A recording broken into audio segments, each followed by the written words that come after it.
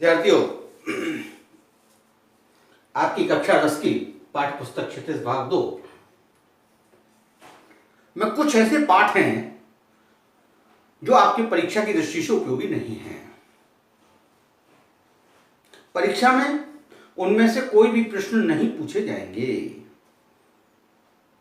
चूंकि आपकी पाठ्य पुस्तक में है, लिहाजा वो सिर्फ आपके पढ़ने के लिए है, तो आपको उन्हें पढ़ना चाहिए। गद्य जब हम पढ़ते हैं तो उसकी शैली अलग होती है, काव्य जब हम पढ़ते हैं तो उसकी शैली अलग होती है। हमें गद्य के पाठ जितने भी हैं उसकी हमें रीडिंग करनी चाहिए, समझने का प्रयास करना चाहिए।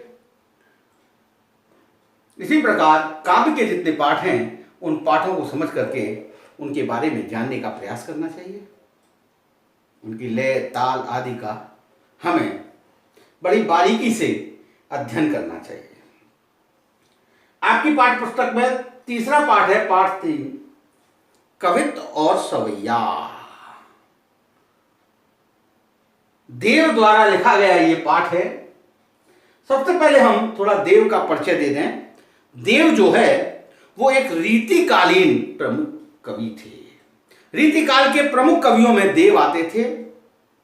रीतिकालीन जो कवि लोग होते थे उनका संबंध दरबारों, आश्रयदाताओं से रहता था। इसके कारण से उन्हें दरबारी संस्कृति का चित्रण अधिक करना पड़ता था।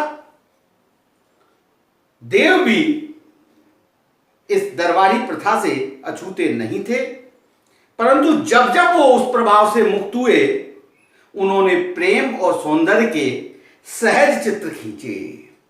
आलंकारिकता और श्रृंगारिकता उनके काव्य की प्रमुख विशेषताएं। शब्दों की बार बार आवृत्ति के जरिए उन्होंने काव्य में नया सौंदर्य प्रस्तुत किया। इनका जन्म सन 1673 ईस्वी में उत्तर प्रदेश के इटावा नामक स्थान पर हुआ था।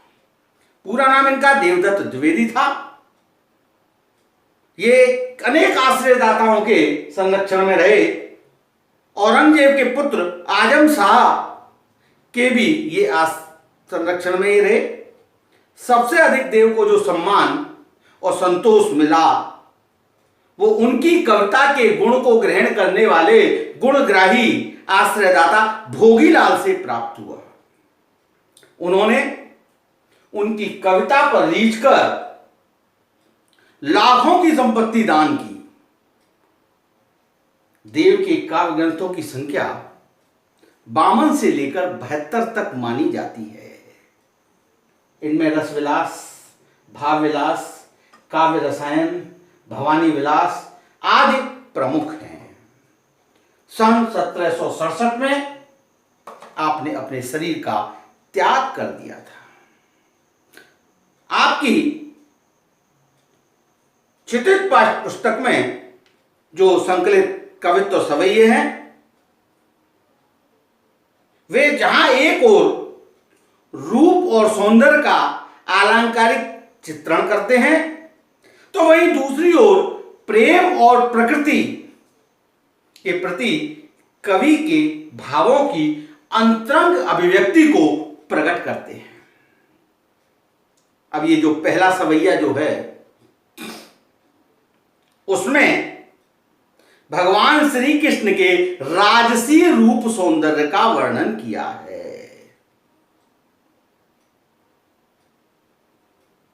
जिसके कारण उस युग का सामंती वैभव झलकता है, पहले का। दूसरा जो है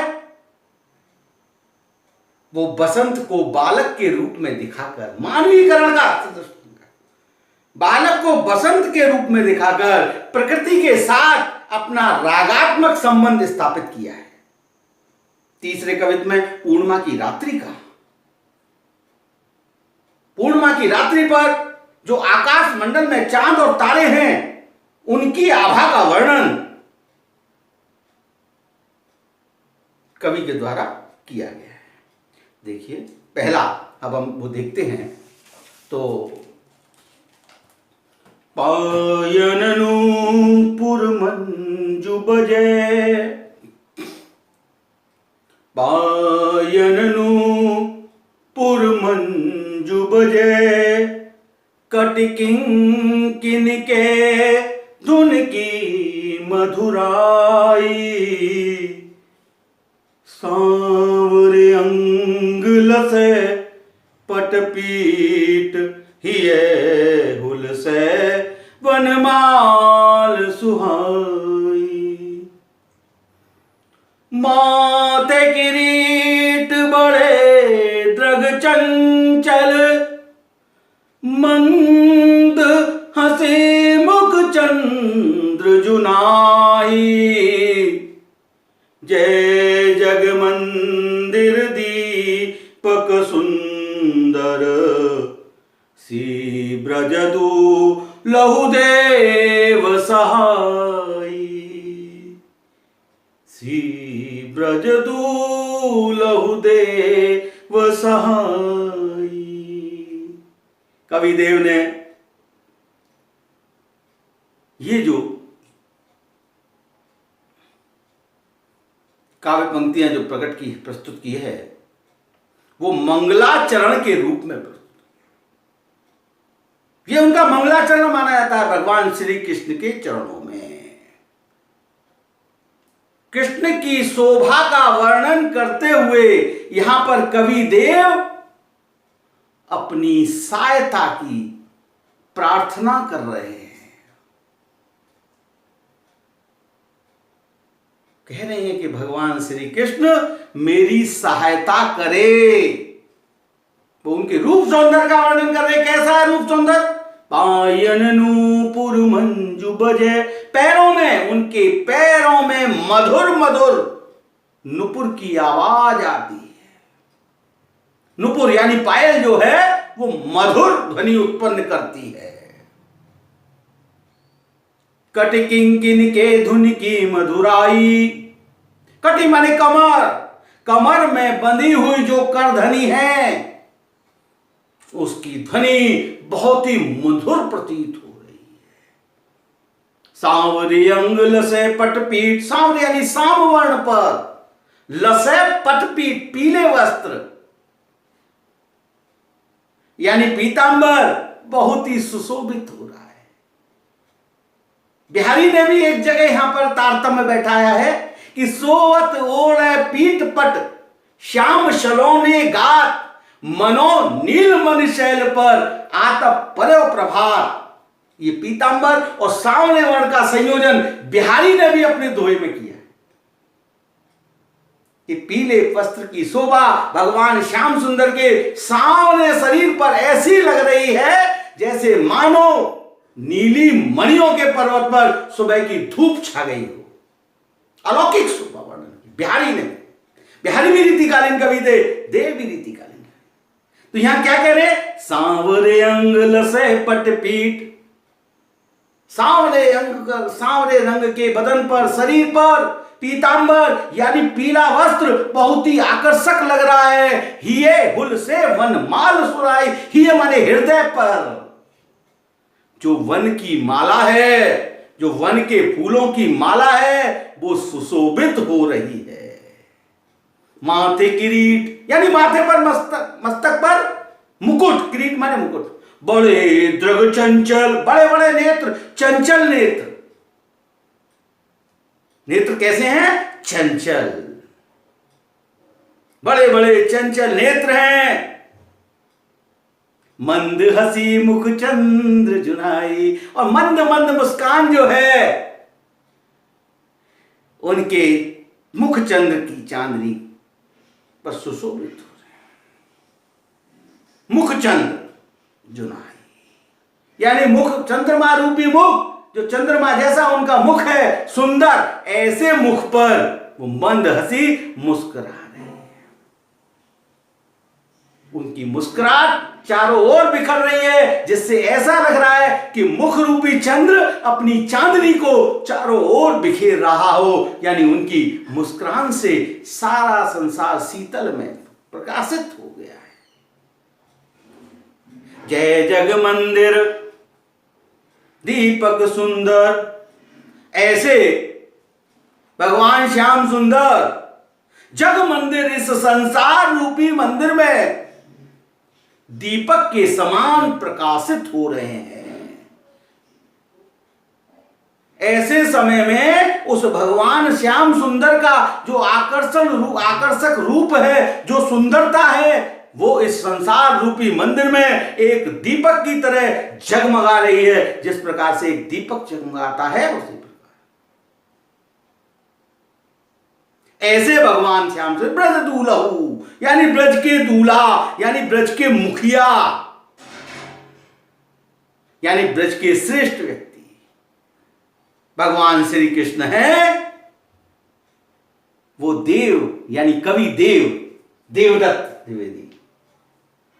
ब्रज दूलहु देव सहाई, वो उस देव की सहायता करे, कवि देव की सहायता करे, ऐसी अपेक्षा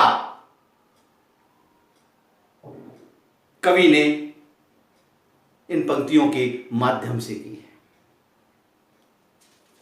इसके बाद में अगला आता है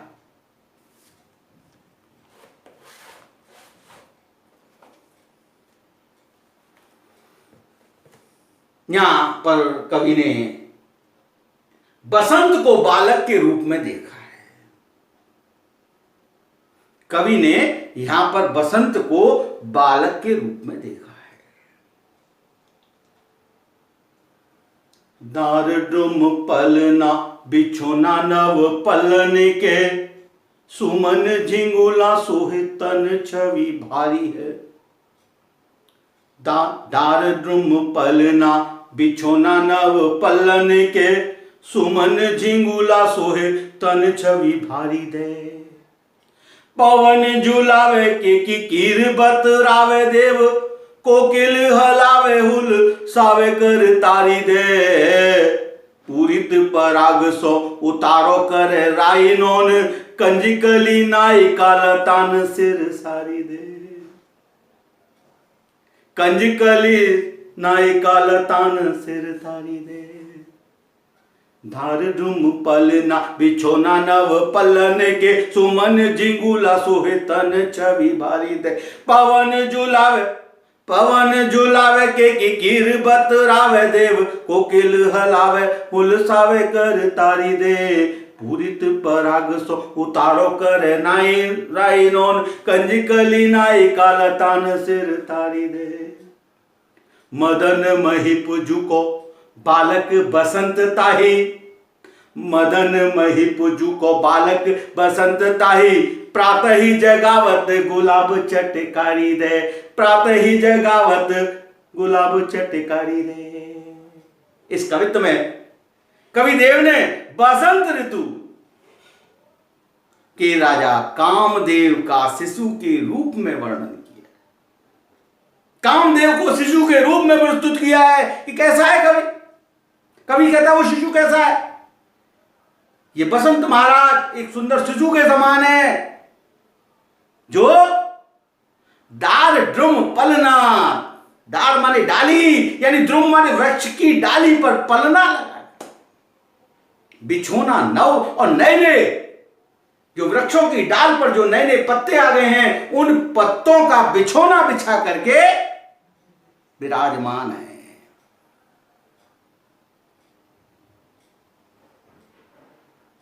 वृक्षों की डाल उनका पलना है, उन पर नवे पत्तों का बिछोना बिछा हुआ है। सुमन झिंगोला सोहे, सुमन माने पुष्प, नए नए पुष्प आ गए हैं प्राकृतिक छटा में, पेड़ों के ऊपर। उन पुष्पों का झिंगुला यानी झबला, बच्चों के पहनने का के सुंदर वस्त्र जो होते हैं, वो वस्त्र पहन रखा है। सोए तन छवि भारी दे, जो उसके तन माने शरीर पर बहुत ही आकर्षक लग रहे हैं, उनकी छवि को निखार रहे हैं। और कामदेव रूपी बालक उस पलंग में लेटे, पल्ले पर लेटे हुए हैं, जिन्होंने पुष्पों का झबला पहन रखा है, पुष्प का वस्त्र पहन रखा है। पवन झुलावे, हवा उनको झुला रही है, झोंटे दे रही है। केकी कीर बतरावे, तोते मोर, ये सब उनसे बातें कर रहे हैं। यानी प्राकृतिक छटा में उस समय बसंत ऋतु में मंद मंद हवा चल रही है। हवा चलने पर चारों ओर मोर और तोतों की आवाज हो रही है। तो देव कल्पना कर रहे हैं कि उस कामदेव रूपी बालक को वृक्ष की डाल रूपी पल्ले पर नए पत्तों के बिछोनों को बिछा करके उस कामदेव रूपी बालक को, जिसने कि नए नए पुष्पों का झबला पहन रखा है, वस्त्र पहन रखा है, जो उसके शरीर पर बहुत ही आकर्षक लग रहा है, ऐसे बालक को हवा झूले झुला रही है। झोंटे तोते और मोर उनसे बातें कर रहे हैं। प्रकृति में जब उनकी आवाज आ रही है तो उसको ऐसा प्रतीत हो रहा है। कोकिल हलावे हुलसावे कर तारी दे, कोकिल कोयल उसको हिला रही है, प्रसन्न कर रही है, ताली दे दे करके, हाथ से ताली बजा करके उसको हिलाने, उसको प्रसन्न करने का प्रयास कर रही है। कौन? कोकिल।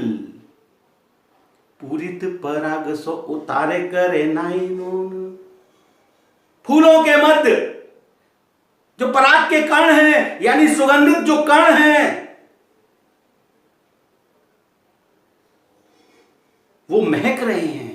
यानी ऐसा लग रहा है कि वो उस कामदेव रूपी बालक की नजर उतार रहे हैं, उन पर राई नोन कर रहे हैं,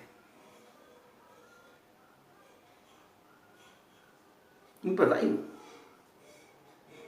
मदन मही पुजु को बालक बसंत ताई, ऐसे मदन माने कामदेव, राजा कामदेव का बालक बसंत लेटा हुआ है, आराम कर रहा है, विश्राम कर रहा है, झूले पर झूल रहा है। तो ऐसी स्थिति में प्रातः ही जगावत गुलाब चटकारी दे, सुबह सुबह गुलाब उसको चटकारी दे करके जगा रहा है, चुटकी बजा बजा करके उसको जगा रहा है। यानी वातावरण में गुलाब की महक फैली हुई है।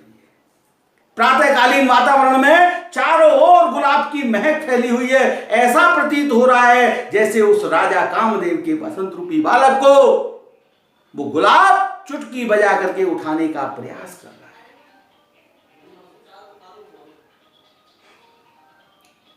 अगला, इसके बाद तीसरा है, फटिक से लानी सो सुधारो सुधा मंदिर, फटिक से लानी सो सुधारो सुधा मंदिर, उधर इधर को सो अधिकाई उमगे अमंद, बाहर ते भीतर लो भीति ना देखे है देव, दूध को तो पहन फैलो आंगन फरस बंद, तारा सी तरुणी तामे ठाड़ी झील मिले होत, मोतिन की ज्योति मिलो मलिका को मकरंद, आरसी से अंबर में आभासी उजारी लगे, प्यारी राधिका को प्रतिबिंब सो लगत चिम, प्यारी राधिका को प्रतिबिंब सो लगत चंद, चंद्रमा प्यारी राधिका का प्रतिबिंब दिखाई दे रहा है। अब तक क्या था कि राधिका के मुख पर चंद्रमा की छटा दिखाई देती थी कवियों को, आज कवि को उस चंद्रमा में उस राधिका की छटी दिखाई दे रही है। यानी इसी को मानवीकरण कहते हैं, चंद्रमा को राधिका बनाना। यह मानवीकरण की सृष्टि, इसी के आधार पर मानवीकरण अलंकार की सृष्टि कवियों ने की है। अब तक राधिका चंद्रमा के जैसे चंद्रमुखी राधिका दिखाई दे रही थी, पर अब प्यारी राधिका को प्रतिबिंब सो लगत चंद, अब कवि को वो चंद्रमा जो है वो प्यारी राधिका का प्रतिबिंब दिखाई दे रहा है। चंद्रमा में राधिका को आरोपित किया है। अब तक राधिका पर चंद्रमा को आरोपित किया जाता था, रूपक अलंकार की छटा होती थी, यहां उल्टा कर दिया और मानवीकरण अलंकार के लिए रास्ता खोल दिया, उसका सृजन कर दिया, जो आगे छायावादी कवियों ने उसका उपयोग किया है। तो देव कहते हैं, देखिए इसके इसके दो अर्थ हैं। यहां पर कवि दो रूपों में इसको प्रस्तुत करता है। देव कहते हैं सबसे बड़ी क्या है कि ग्रीष्म की रात्रि के पक्ष में, ग्रीष्म ऋतु में जो रात्रि है, उस रात्रि के पक्ष में कवि का जो कहना है वो ये है कि स्फटिक की शिलाओं से इस अमृत मंदिर का निर्माण हुआ। किसका? आकाश रूपी मंदिर। रात्रि का दृश्य उनको ऐसा दिखाई दे रहा है कि मानो स्फटिक के शिलाओं से, पत्थरों से, पारदर्शी स्फटिक पत्थरों से इस अमृत मंदिर का निर्माण कर दिया गया है। उस पे चारों तरफ उमड़ने वाले जो बादल हैं, ऐसा लग रहा है जैसे क्षीर सागर के समान उनमें आनंद की लहर उड़ रही है। क्योंकि वो स्फटिक का मंदिर है, अतः उस मंदिर में बाहर से भीतर तक सब कुछ दिखाई दे रहा है। ऐसा नहीं है दीवार है, परंतु स्फटिक की दीवार है। स्फटिक की दीवार होने के कारण बाहर से अंदर तक कवि को सब कुछ दिखाई दे रहा है। भाव ये कि बादलों के छोटे छोटे टुकड़ों के मिल जाने से ऐसा लग रहा है कि मानो ये मंदिर का फर्श हो, मंदिर का आंगन हो, वो उस आंगन के समान दिखाई दे रहे हैं। दूध के फैन जैसा फैला हुआ दिखाई दे रहा है। ऐसा लग रहा है कि उस आंगन पर दूध के फैन यानी दूध के झाग बिखेर दिए हों। ऐसे में ग्रीष्म की रात्रि रूपी युवती, उस रात्रि को युवती के रूप में देख लिया। आकाश मंडल में छाए हुए तारे टिमटिमा रहे हैं, तो ऐसा लग रहा है कि जैसे रात्रि रूपी युवती तारे रूपी अलंकारों का श्रृंगार करके झिलमिला रहे हैं, और तारे वहां पर झिलमिला रहे हैं। मल्लिका का पराग यानी मानो मोतियों की चमक उन तारों में आ गई हो, और आरसी यानी दर्पण के समान वो आकाश स्वच्छ चांदनी से युक्त शोभायमान हो रहा है, और आकाश में चमकने वाला प्रतिबिंब प्यारी राधिका के समान दिखाई दे रहा है। ऐसा प्रतीत हो रहा है कवि ने कि साक्षात राधिका का मुख उस चंद्रमा में सुना। ये इसका राधा के संदर्भ में अगर हम देखें, देव कहते हैं प्रेम मंदिर को स्फटिक पत्थर की शिलाओं से बनाया गया है। इस प्रेम मंदिर को फटिक शिलानि सो सुधारो सुधा मंदिर, स्फटिक की शिलाओं से सुधारा माने बनाया गया है। किसको? सुधा मंदिर, इस अमृत रूपी मंदिर को। उसमें क्षीर सागर के समान, जैसे क्षीर सागर में दूध के सागर में उज्ज्वलता होती है, ऐसी उज्ज्वलता, ऐसी चमक उसमें दिखाई दे रही है।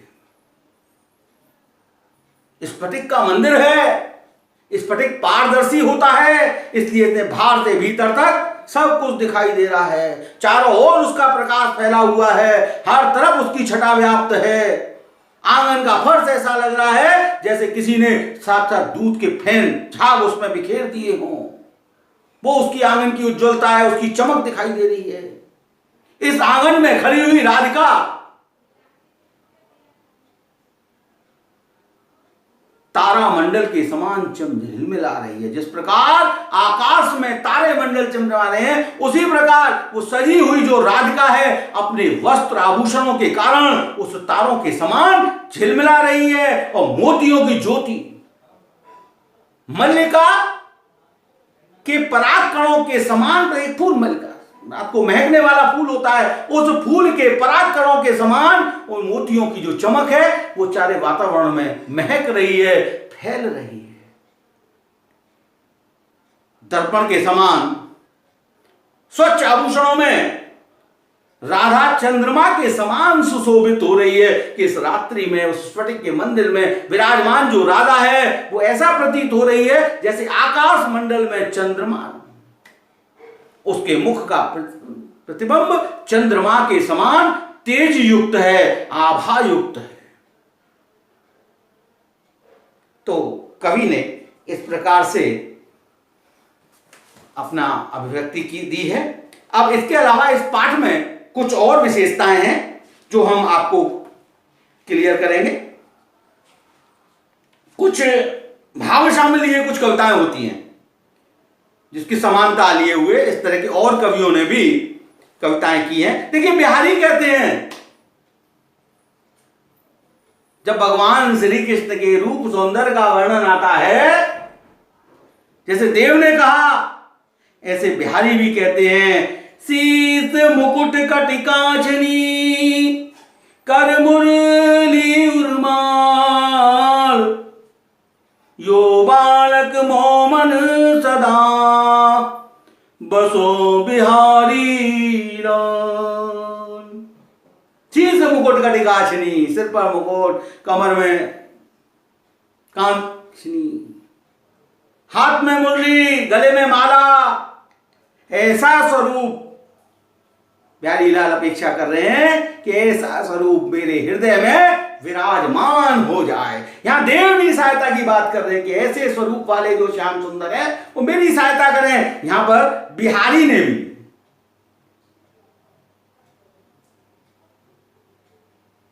देखिए, पद्माकर भी लिखते हैं कहीं कहीं, कूलन में, केली में, कछारन में, कुंजन में, क्यारिन में कलित कलिन कलिकंत है।